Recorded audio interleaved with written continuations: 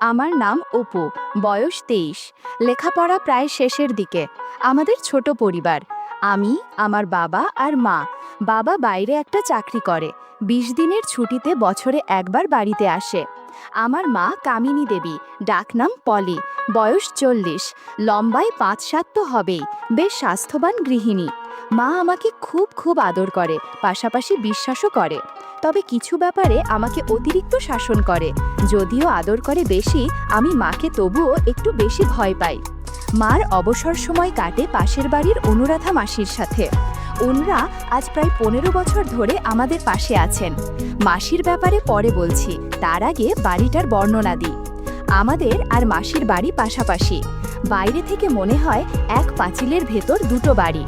আমাদের বাড়ির দক্ষিণে একটা পাঁচিল, তার ওপারে মাসিদের বাড়ি। আমার ঘর একেবারে উত্তরে। আমার আর মার ঘরের মাঝে একটা বাথরুম, যদিও আমাদের বাইরে একটা টিউবওয়েল পার আছে। রান্নাঘরও বাইরে। দুটো ঘরের ৩ পাশে পাঁচিল, আর মাঝে ৪ ফিটের একটা গলি, আর সামনে উঠোন। পাঁচিলগুলো মাটি থেকে ৯ ফুট উঁচু।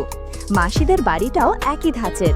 দু বাড়ির মধ্যবর্তী দেয়ালে একটা গেট আছে, যেটা দিয়ে আমরা একে অপরের বাড়িতে যাই। এবার মাসির কথায় আসি। আগেই বলেছি ওনার নাম অনুরাধা, মার সমবয়সী। ওনার একটাই মেয়ে, যার বিয়ে হলো ১ বছর হলো, আর থাকে চেন্নাইতে স্বামীর সাথে। মেশো থাকে বাইরে, মাসি পুরো একা। সেজন্যই মার সাথে তার জমে ভালো। মাসি আমাকে মার মাথায় আদর করে, তবে আমি কখনোই তাকে মা কিংবা মাসির চোখে দেখিনি। মাসিকে আমি রোজ বিভিন্নভাবে কল্পনা করতাম। মাসিকে দেখলেই আমার মধ্যে অদ্ভুত অনুভূতি হতো। মাসির কিছু জিনিস ছিল আমার সবচেয়ে প্রিয়। উনি বাড়িতে শাড়ি আর ব্লাউজ পরতেন, মাঝে মাঝে হালকা ম্যাক্সি, যা অনেক কিছুর উপস্থিতি জানান দেয়। এমনিতেই আমার মাঝবয়সী নারীদের প্রতি বেশ দুর্বলতা ছিল। তার ওপর মাসির আগোছালো শাড়ি আর ম্যাক্সি আমাকে বেশ অস্বস্তিতে ফেলে দিত। কিন্তু মাসির গলার আওয়াজ শুনলেই আমার মনে কেমন একটা অনুভূতি হতো। পরে ভাবলাম, হয়তো নিজের মা বলে তেমনটা ভাবতে পারি না, যেমনটা মাসিকে নিয়ে ভাবি। আমি অনেক দিন ধরে ভাবছিলাম, যদি মাসির সাথে কিছু সময় কাটানো যেত তাহলে অনেক ভালো হতো। সেই সুযোগ একদিন চলেও এলো। গত বছর মার্চের দিকে কলকাতা থেকে খবর এলো আমার মার এক মাস্তুতো দিদির মেয়ের বিয়ে। আমাদেরকে নেমন্তন্ন করা হলো, কিন্তু আমার তখন পরীক্ষা চলছিল, এখনো 2টো পরীক্ষা বাকি। তো ঠিক হলো মা যাবে, আমি থাকব। মাসি মা না আসা পর্যন্ত আমাদের বাড়িতেই থাকবে আমার দেখাশোনার জন্য। মাত্র ৩-৪ দিনের ব্যাপার। তো মা চলে গেল, আর আমিও তৈরি হতে লাগলাম আমার উঁকি মারার মিশন কমপ্লিট করার জন্য। আমি আমার ডিজিটাল ক্যামেরাটা রেডি রাখলাম। প্রথম 2 দিন পরীক্ষার জন্য এত ব্যস্ত ছিলাম। পরের দিন দুপুরে আমি খেয়ে দিয়ে মাসিকে বাইরে যাবার নাম করে বেরুলাম। মাসি মার ঘরে ছিল। একটু পর আমি আলতো করে গেট খুলে ঢুকলাম। তারপর আমার ঘরের উত্তর পাশের গলি দিয়ে ঢুকে বাড়ির পেছন গলি হয়ে মার ঘরের কাছে গেলাম। মার ঘরে 2টো জানালা, একটা দক্ষিণে আর একটা পশ্চিমে। আমি পশ্চিমের জানালার নিচে বসে আছি। জানালার পাশেই খাট। আমি আস্তে করে উঁকি দিয়ে দেখি মাসি খাটে শুয়ে আছে, পরনে একটা অফ হোয়াইট ম্যাক্সি। মাসি দেখলাম মোবাইলটা নিয়ে কাকে যেন কল করছে। একটু পর যা শুনলাম, হ্যালো পলি, কিরে কি খবর তোর? আজ সন্ধ্যায় রওনা হবি? বলিস কিরে, ভালো করে মাস্তি কর। আর হ্যাঁ শোন, কাল আসার পথে একটা অলিভ অয়েলের কৌটো আর ৬-৭ প্যাকেট বেলুন নিয়ে আসিস। তোর দাদা বিদেশ থেকে একটা জিনিস পাঠিয়েছে রে। আমার আর কি খবর বল? তুই নেই, আর যার কারণে কিছুই ভালো লাগছে না। তাড়াতাড়ি আসিস। Okay bye. মাসির এ কথা শুনে আমি আর কি উঁকি মারব, আমার মাথা বন বন করে ঘুরতে লাগলো। আমি এমন একটা নিরাপদ জায়গা খুঁজতে লাগলাম, যেখান থেকে খুব নিরাপদে মার ঘরের ভেতরে দেখা যাবে। ভাবতে ভাবতে পেয়েও গেলাম। বাথরুমের ওপর 3 ফিট বাই 6 ফিটের খালি জায়গা আছে। ওখানে উঠে হার্ডবোর্ড টেনে দিলে বাহির থেকে কেউ বুঝতেই পারবে না আমি এর ভেতর আছি। আর ভেন্টিলেটর দিয়ে মার ঘরটাও পুরো দেখতে পারবো। পশ্চিমে আরেকটা ভেন্টিলেটর আছে, যেটা দিয়ে হালকা বাতাস পাওয়া যাবে, তবে গরমে বেশ কষ্ট করতে হবে। তা যাই হোক, অন্তত আসল ঘটনাটা তো জানতে হবে। আমি এবার তৈরি হতে লাগলাম। মা আসুক, তারপর দেখি কি করা যায়। আর যদি বেশি রিস্কি হয় ব্যাপারটা, তাহলে গলির ওখান দিয়ে জানালা দিয়ে দেখতে হবে। আমি প্রস্তুত হতে লাগলাম। মা আগের দিন সন্ধ্যায় রওনা দিলেও পৌঁছালো আজ দুপুরে। বাড়িতে ঢুকে আমাকে দেখে একটা হাসি দিল।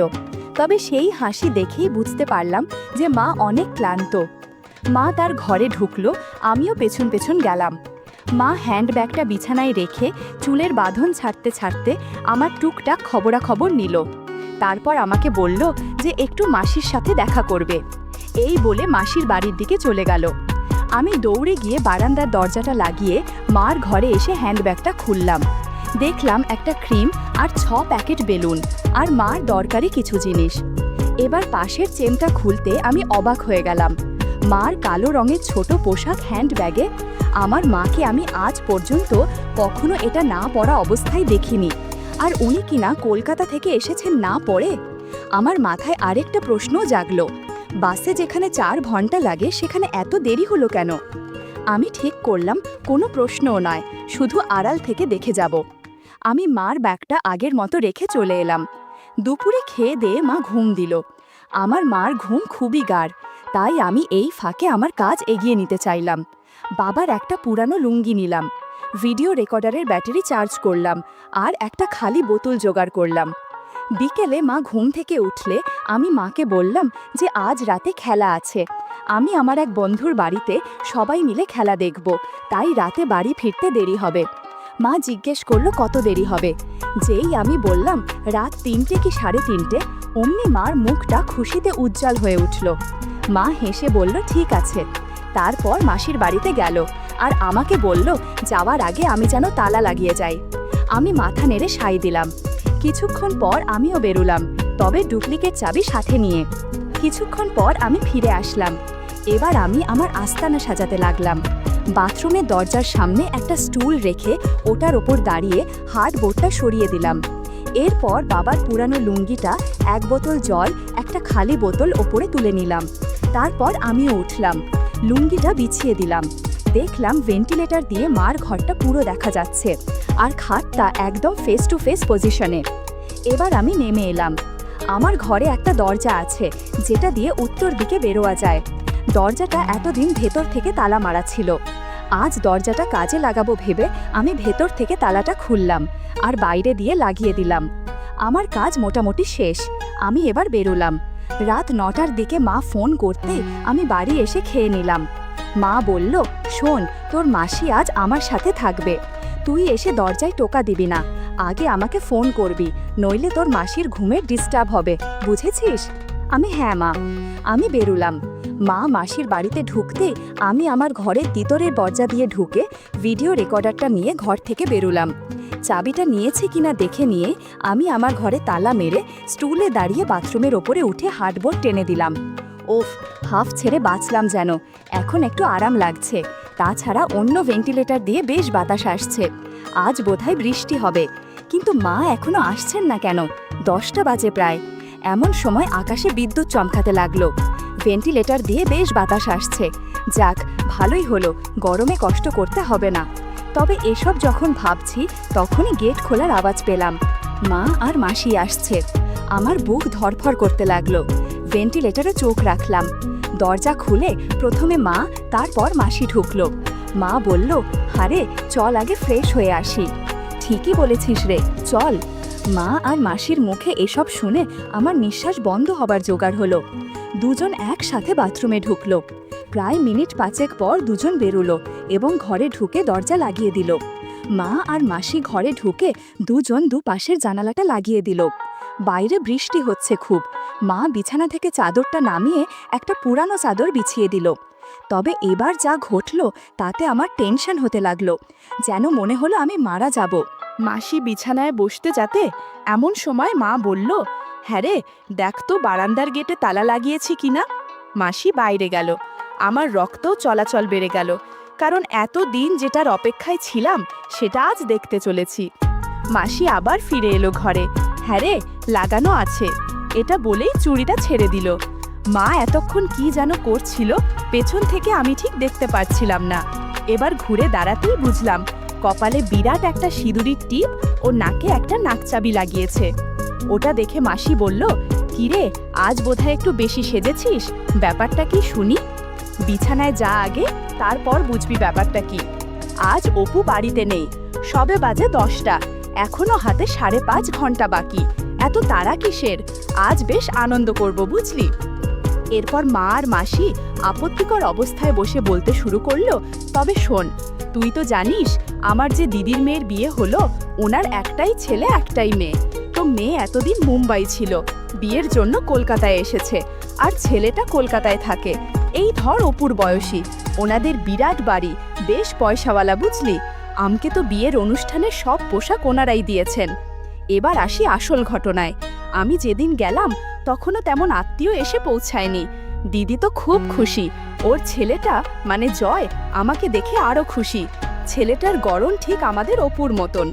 ওখানে থাকতে গিয়ে একটা ব্যাপার খেয়াল করলাম, জয় প্রায় সারাক্ষণ আমার আশেপাশেই ঘুরঘুর করে। আমি অতটা গুরুত্বের সাথে দেখিনি ব্যাপারটা।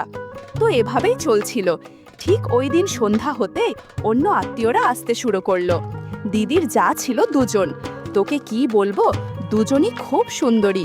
পোশাক আশাক দেখে মনে হয় অন্যরকম মনে হয়। মাসি বলল, কেন রে? মা বলল, আর বলিস নে, শাড়ি ব্লাউজ হালকা পরেছিল। এসেই দেখলাম দুজন জয়কে নিয়ে কোথায় যেন গেল। পরে জানতে পারি জয়ের সাথে ওরা তখন কাজ করছিল। বন্ধুরা, কি কাজ তা তোমরা নিশ্চয়ই বুঝতে পেরেছ। মাসি বলল, কি বলিস তুই? মা বলল, তবে আর বলছি কি, ওটা পরে বলবো, এবার শোন ঘটনা। বিয়ের দিন দিদি আমাকে নিজে সাজিয়ে দেয়। আমি একটা কালো শাড়ি পরি, দিদি আমাকে একটা নোজ রিংও পরিয়ে দিল। পরে দেখলাম বাকি সব মহিলারাও এরকম সাজ সেজেছে, তবে আমি এর আগে এতটা সাজ দিইনি বলেই হয়তো আমার একটু অস্বস্তি লাগছিল। তাছাড়া অনেকেই আমার দিকে আর চোখে দেখছিল, এমনকি মহিলারাও তাকাচ্ছিল। এক সময় আমি মানিয়ে নিলাম। হঠাৎ দিদি এসে বলল, পলি, দেখ তো জয় কোথায়, ওকে পেলে বলবি আমি ডাকছি। আমি জয়কে খুঁজতে লাগলাম সারা বাড়ি, কোথাও না পেয়ে গেলাম ছাদে। ওকে যেই ডাকবো তখনই খেয়াল করলাম ও ফোনে কার সাথে যেন কথা বলছে। আমি ভাবলাম কথা শেষ হলেই ডাক দেব, তাই দাঁড়িয়ে রইলাম। হঠাৎ শুনি ও বলছে, হ্যাঁ রে, সুন্দরী মহিলাটা কে? মার কেমন এক বোন হয়, আজ কালো শাড়ি পরে সেজে গুজে ঘুরে বেড়াচ্ছে। অন্য মহিলাদের থেকে বেশি সুন্দরী লাগছিল। আজ 2 দিন ধরে পর্যবেক্ষণ করে যাচ্ছি, দেখা যাক কি হয়, বাই। এটুকু শুনে আমি বুঝে ফেললাম ও আমার কথা বলছে। আমি এমন একটা ভাব করলাম যেন এইমাত্র এসেছি। জয়, তোকে দিদি ডাকছে। জয় কিছু না বলে আমার দিকে একবার তাকিয়ে চলে গেল। আমি একলা ছাদে দাঁড়িয়ে ওর কথাগুলো ভাবতে লাগলাম। তবে কি আমার সাথে কাজ করতে চায়? পাশাপাশি এও ভাবতে লাগলাম, স্বামী থাকে অনেক দূরে, বছরে কটা দিন সময় দেয়। যা আমার কপালে জোটে তাও সেটা আমার জন্য যথেষ্ট নয়। অনেকেই তো অনেক কিছু করে, তাহলে আমাকে যদি কেউ কাছে চায় তো আমি কেন সাড়া দেব না? এটা চিন্তা করেই আমি সিদ্ধান্ত নিলাম যে জয়কে দিয়ে কাজ করাবো। যেই ভাবা সেই কাজ। সেদিন পুরোটা সময় আমি জয়কে ইশারা দিচ্ছিলাম।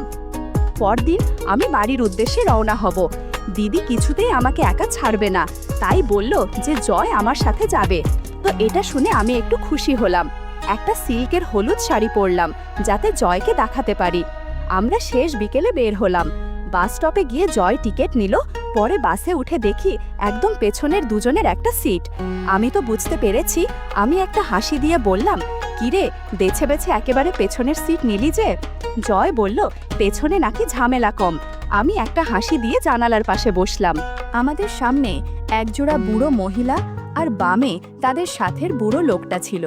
তো বাস ছেড়ে দেওয়ার কিছুক্ষণ পর এপাশের বুড়টা ঘুমিয়ে পড়ল।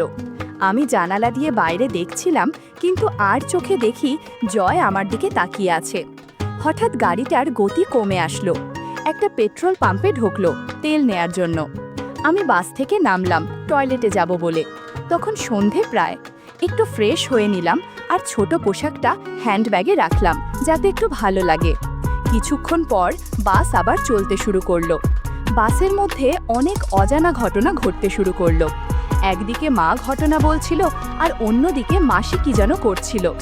বন্ধুরা, ইউটিউবের কড়া নিয়মের কারণে এসব ঘটনা সরাসরি বলা যাচ্ছে না।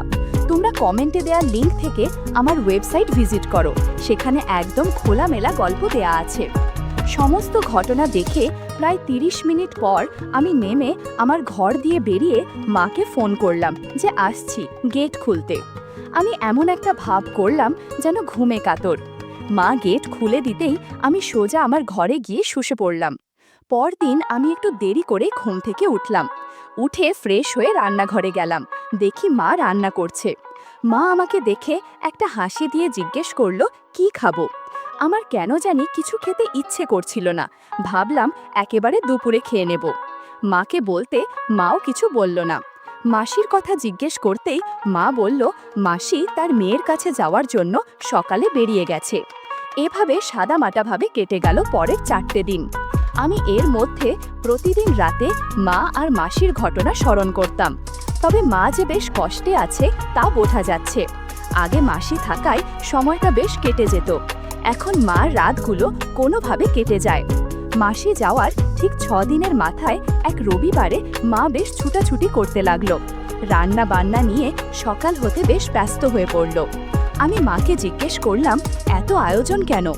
মা জানলো তার মাস্তুতো দিদি কদিন আগে যার মেয়ের বিয়েতে কলকাতা গেল, উনি আসছেন। খবরটা শুনে আমার অদ্ভুত অনুভূতি হলো, কারণ এই মাসির খপ্পরে পড়ে আমার মা অন্য পথে চলে যাচ্ছে। তার উপর মা যেমন আনন্দিত হয়েছে তাতে মনে হচ্ছে কিছু একটা হবে। আমি জিজ্ঞেস করলাম, কখন আসবে? মা জানলো দুপুর 2টো নাগাদ চলে আসবে। আমি এরই মধ্যে স্নান সেরে নিলাম। মাও স্নান সেরে বেশ পরিপাটি হয়ে নিল। একটা লাল জামদানি শাড়ির সাথে স্লিভলেস কালো ব্লাউজ পরল। মাসি এলো 2:10-এ। আমাকে দেখে মাসি বেশ অবাক হলো। বারবার মাকে বলতে লাগলো, তোর ছেলেটা বেশ বড় হয়েছে। এটা বলার পর দেখলাম মা ও মাসি দুজনেই মুচকি মুচকি হাসছে। যদিও আমি ব্যাপারটা ধরতে পারলাম না, তারপরও মাসির মুখে কথাটা শুনে বেশ লাগলো। মাসির নাম রমা, দেখতেও বেশ সুন্দরী। দুপুরে খাবার খেয়ে মাসি আমার ঘরে এলো আমার সাথে গল্প করতে। মাসি মাকে বলল একটু রেস্ট নিতে, সারাদিন অনেক কাজ করেছে বলে। মাও কথা না বাড়িয়ে আমাদেরকে রেখে ঘরে গিয়ে শুয়ে পড়ল। মাসি দরজা লাগিয়ে আমার বিছানায় উঠে বসে আমার সাথে গল্প করতে লাগলো। আমার লেখাপড়ার খবরাখবর নিল। আমিও টুকটাক কিছু জিজ্ঞেস করলাম। জয়ের কথা জিজ্ঞেস করতেই মাসি জানলো জয়কে মুম্বাই পাঠানো হয়েছে। ও এখন থেকে নাকি ওখানেই থাকবে। কিছুক্ষণ গল্প করার পর মাসি একটা হাসি দিয়ে মার ঘরে গেল। মার ঘর থেকে বেরোলো প্রায় 1 ঘন্টা পরে। তারপর আমাদের কাছ থেকে বিদায় নিয়ে চলে গেল। আর যাওয়ার আগে মার দিকে ফিরে বলল, দেরি করিস না যেন। কথাটা কাকে বলল বোঝা গেল না, কিন্তু আমরা দুজনেই মাসির দিকে চেয়ে মাথা নাড়লাম। মাসি চলে যেতেই আমার মাথায় বন বন করে একটা কথাই ঘুরতে লাগলো, কি হবে 8 দিন পর, কিভাবে হবে? পরদিন সকালের কথা। আমি ঘুম থেকে উঠে দেখি মা বেশ গোছাগাছ হয়ে আছে। আমি মাকে জিজ্ঞেস করলাম, কোথায় যাচ্ছে? মা বলল, বাবু শোন, আমি এক সাধু বাবার কাছে যাব। একটা মানত ছিল, সেটা পূরণ করতে ওখানে গিয়ে একটা পুজো দেব।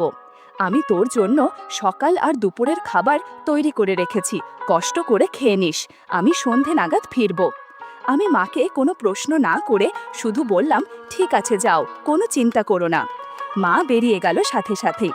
পর মুহূর্তেই আমি বুঝলাম নিশ্চয়ই এটা গতকালকে মাসির তৈরি করা প্ল্যানের একটা অংশ। যাই হোক, আমি খেয়ে দিয়ে পুরো দিনটা কোনো মতে কাটালাম। রাত প্রায় 8টার দিকে মা বাড়িতে আসলো। মাকে বেশ হাসি খুশি লাগছিল। আমি মাকে জিজ্ঞেস করলাম সব ঠিকঠাক মতো হয়েছে কিনা। মা হাসি মুখে জানলো যে সব ঠিক আছে। রাতে খাওয়া দাওয়া করে যখন শুয়ে পড়লাম, হঠাৎ মাঝরাতে গেট খোলার শব্দ পেলাম। এত রাতে চোর আসলো নাকি? আবার ভাবতে ভাবতে চুপি চুপি জানালা দিয়ে উঁকি মেরে দেখি এক সাধু বাবা এসেছে। মনের মধ্যে খটকা লাগলো। মা সাধু বাবাকে ধীরে ধীরে নিজের ঘরের দিকে নিয়ে গেল। আমিও আস্তে আস্তে চলে গেলাম। তাদের কথাবার্তা থেকে বুঝতে পারলাম এই সাধু বাবার কাছে মা দিনের বেলা গিয়েছিল পুজো দিতে, কিন্তু এই লোক এখন এখানে কি করতে এসেছে? দেখলাম সাধু বাবা একটা জড়িগুটি নিয়ে মাকে খাওয়ালো, আর মা কেমন যেন উত্তেজিত হলো। সময়ের সাথে সাথে তাদের দূরত্ব কমতে শুরু করে। এক পর্যায়েতে যা হয় তা আমি বিশ্বাস করতে পারছিলাম না। সাধু বাবা মাকে অনেক আশীর্বাদ করছে আর মা অনেক খুশি হচ্ছে। বন্ধুরা, ইউটিউবের কড়া নিয়মের কারণে এসব ঘটনা সরাসরি বলা যাচ্ছে না। তোমরা কমেন্টে দেয়া লিংক থেকে আমার ওয়েবসাইট ভিজিট করো, সেখানে একদম খোলামেলা গল্প দেয়া আছে। ঘণ্টাখানেক পর সাধু বাবা আশীর্বাদ করে চলে গেল, আর মা ফ্রেশ হয়ে ঘুমিয়ে পড়ল। বাবা দূরে থাকে বলে মা এসব করেছে তা আমার আর বুঝতে বাকি রইল না। এদিকে আমি ফোন দিয়ে আটকে থাকলাম, কিভাবে কি করা যায়।